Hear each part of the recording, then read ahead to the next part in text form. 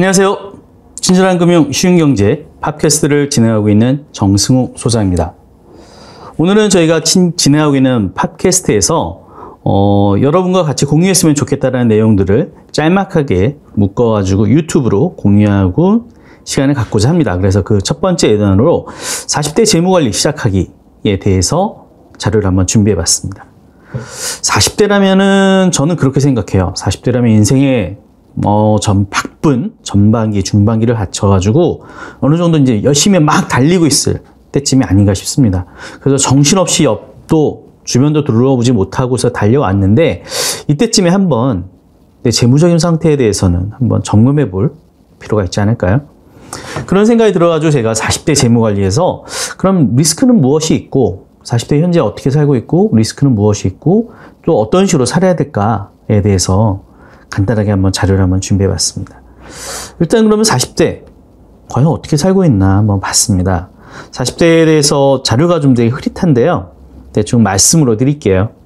일단 국민연금관리공단에서 나온 자료이고요. 2015년도 자료입니다. 가계가 형성되는 형성기, 자녀 출산 양육기, 자녀 학년이 초등학교일 때, 중고등학교일 때, 자녀가 성장했을 때 이게 아마 40대에 맞춰서 대략 수입이 얼마이고 그에 따른 가계 지출은 얼마인지를 살펴보는 자료입니다. 자녀 형성기 때는 한 56.5% 정도의 지출 성향입니다. 그러니까 쉽게 말씀드려서 429만 원 정도를 수입으로 벌어들이셔서 지출이 242만 원 정도 되는 거고요. 일단 자녀 출산 양육기에는 가계 수입은 오히려 약간 422만 원 정도 좀 줄어드는 경향이 있습니다. 왜냐하면 아무래도 출산은 휴가라든지 이제 급여 부분이 좀 낮아지니까요. 그와 반대로 비용 지출은 더 늘어나겠죠. 262만 원 중에서 한 62% 정도를 형성을 하게 됩니다. 지출에 대한 부분은 수입 대비 지출에 대한 퍼센테이지입니다. 그러면 자녀의 연령이 초등학교 되는 시점이 됐을 때는 수입은 한 472만 원 정도 좀 올랐다가 지출은 한 302만 원 정도여서 64.1% 정도를 유지를 하게 되고요. 자녀 학년이 중고등학교일 때는 수입이 519만 원 정도 상태에서 지출은 한 308만 원 정도에서 65% 제일 피크가 되는 시점이 되는 것 같습니다. 그 다음에 이제 자녀 성년기가 되면은 한 수입은 한 536만 원 정도 되고 지출은 한 307만 원 정도 약간 떨어져서 57.4% 정도. 사실 자녀 성년기 때 가장 많은 비용을 차지하는 것은 이제 자기가 이제 다 컸으니까 어느 정도 비용이 들지는 않겠죠. 특히 요즘엔 대학에서는 학자금 대출을 통해서 하는 경우도 있기 때문에 하지만 여유가 되신다면은 자녀 학자금도 준비를 해줄 수 있다면은 좋겠죠. 사실 그게 나쁜 건 아니니까요. 남들보다는 좀 더 좋은 조건에서 출발할 수 있는 부분이니까요. 그럼에도 불구하고 40대에 리스크들이 있는 것 같습니다. 현재 아까 살펴보신 이러한 것처럼 이런 것들을 하나하나 좀 찾아보면요. 첫 번째 리스크는 자녀 양육, 교육비 등 자녀에 대한 지출 증가입니다.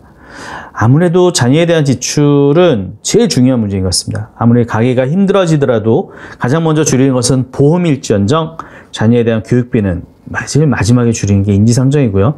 남들이 시키는 교육은 다들 시키고 싶은 게 엄마의 마음, 아빠의 마음 아니겠습니까? 하지만 효과적으로 자녀가 정말 좋아하는 분야에 대해서 지출을 해준다면은 좀 더 현명한 교육비에 대한 지출이 되지 않을까요? 아무튼 교육비에 대한 지출이 첫 번째 가계 위험 요소 첫 번째이고요. 두 번째로는 과소비입니다. 소비라는 것은 한번 늘어나면 줄이기가 어렵더라고요. 왜 그러면은 그만큼 내가 많이 버는 수입만큼 거기에 따라서 이제 외식이라든지 부모님께 드리는 용돈이라든지 아니면 차량에 대한 유지비, 품위 유지비 같은 이런 비용들까지도 해서 아무래도 과소비라는 부분을 조심하지 않을 수가 없겠죠. 그 다음에 세 번째 요소로는 주택담보대출이 남아있는 아직 대출금리입니다. 대출이라는 것은 말씀드렸다시피 요즘에는 금리가 오르고 있는 추세이기 때문에 어떻게 될지 모른다라는 거예요. 그래서 남아있는 대출 또한 가계 위험 요소 중 하나이고요. 그 다음에 노후 자금에 대한 준비입니다. 노후 자금은 정말 강조해도 부족하지 않을 텐데 일단 우선순위가 더 위로 밀려있기 때문에 노후 자금 준비도 가계의 위험 요소가 될 수 있을 것 같고요. 그 다음에 가장 중요한 조기 실직에 대한 생계 위협입니다. 아무래도 요즘에 명퇴다, 아니면은 조기 퇴직 같은 이러한 것들이 굉장히 많이 있기 때문에 회사에서 다른 서브 직장으로 옮기는 과정에서 받게 되는 생계 위협이라든지 수입이 줄어드는 것에 대한 위험 요소 같은 것들이 아무래도 40대가 느낄 수 있는 가계 위험 요소 중에 하나가 되지 않을까 싶고요. 그 다음에 저희가 볼 수 있는 것은 불의의 사고로 인한 병원비의 지출입니다. 꼭 사고가 아니더라도 질병도 걸릴 수 있습니다.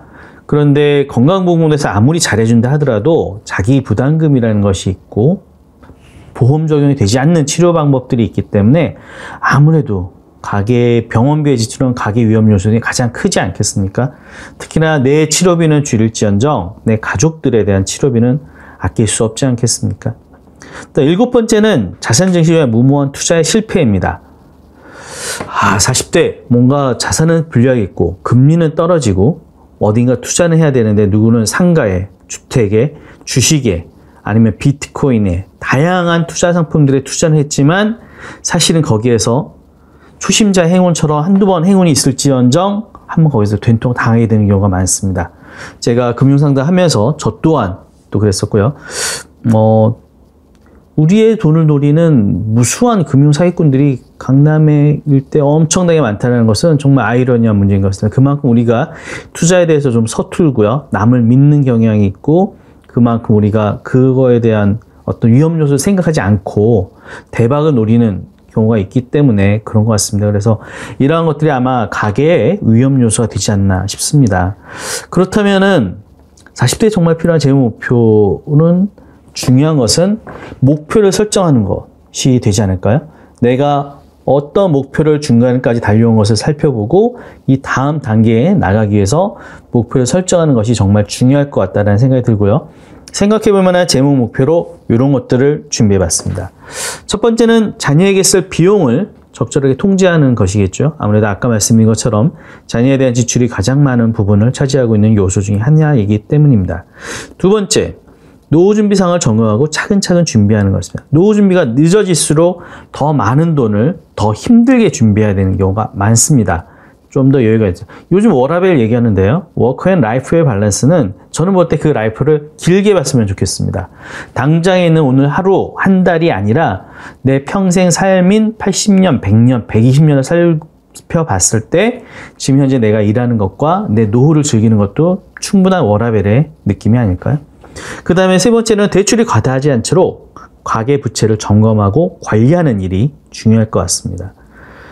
네 번째, 보험을 활용해서 갑작스러운 사고나 질병을 대비하는 것도 건강할 때 그리고 조금이라도 젊을 때 준비하는 것이 좋지 않을까요?